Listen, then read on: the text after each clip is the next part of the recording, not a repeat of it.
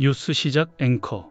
지난해 단 한 편의 장편 초청작도 배출하지 못한 충격 속에서 올해 한국 영화가 칸 영화제에서 화려한 반등을 이룰 수 있을지 귀추가 주목됩니다.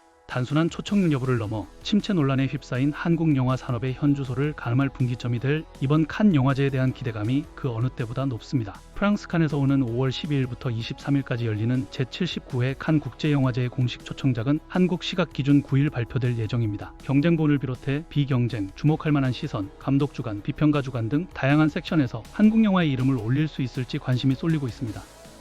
특히 올해는 국제적으로 주목받는 거장 감독들의 신작들이 대거 포진해 있어 한국 영화의 초청 가능성이 그 어느 때보다 높다는 분석이 나오고 있습니다. 가장 먼저 나홍진 감독의 신작 호프가 큰 기대를 모으고 있습니다.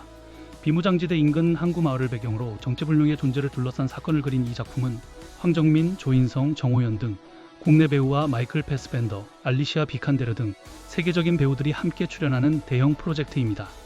약 700억 원에 달하는 제작비와 10년 만에 선보이는 신작이라는 점에서 호프는 올해 칸 영화제의 최대 기대작으로 꼽힙니다. 나홍진 감독은 이미 곡성으로 칸 비경쟁 부문에 초청된 바 있어 이번 신작에 대한 관심은 더욱 뜨겁습니다. 이어 정주리 감독의 도라 역시 유력한 후보로 거론됩니다. 바닷가 마을에서 상처를 지닌 소녀가 또 다른 여성과의 만남을 통해 치유되는 이야기를 그린 이 영화는 일본의 명배우 안도 사쿠라와 배우 김도연이 함께 출연합니다. 프랑스의 아르테 시네마가 제작에 참여한 국제 공동 프로젝트라는 점에서도 주목받고 있습니다.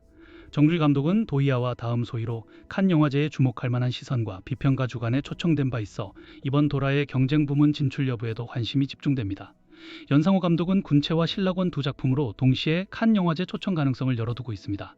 군체는 감염 사태로 봉쇄된 공간에서 생존자들이 벌이는 사투를 그린 좀비 액션으로, 신라권은 실종 사건 이후 벌어지는 미스터리 서스펜스입니다.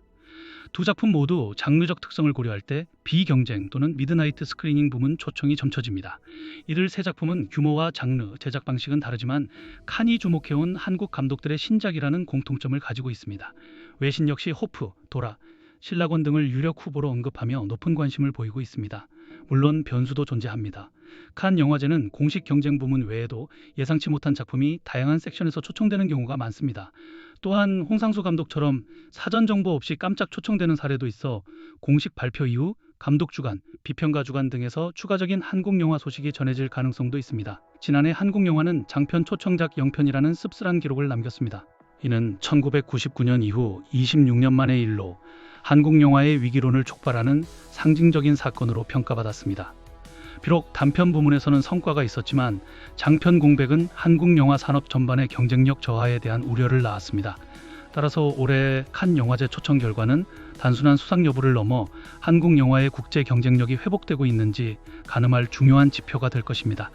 특히 글로벌 투자 축소와 국내 관객 감소라는 이중 위기를 겪고 있는 현재 상황에서 칸 초청 여부는 한국 영화 산업에 상징적인 의미를 더할 것으로 보입니다. 한편 이번 칸 영화제에서는 박찬욱 감독이 한국인 최초로 경쟁 부문 심사위원장을 맡아 그 존재감을 이어갑니다. 일본의 고레다 히로카즈, 하마구치 류스케 감독, 이란의 아스가르 파라하리 감독, 스페인의 페드로 알모도바르 감독 등 세계적인 거장들의 신작 역시 초청될 것으로 예상됩니다. 한국 영화가 영편 충격을 딛고 다시 칸의 영광을 재현할 수 있을지 결과 발표에 온 국민의 이목이 쏠리고 있습니다. 뉴스 종료.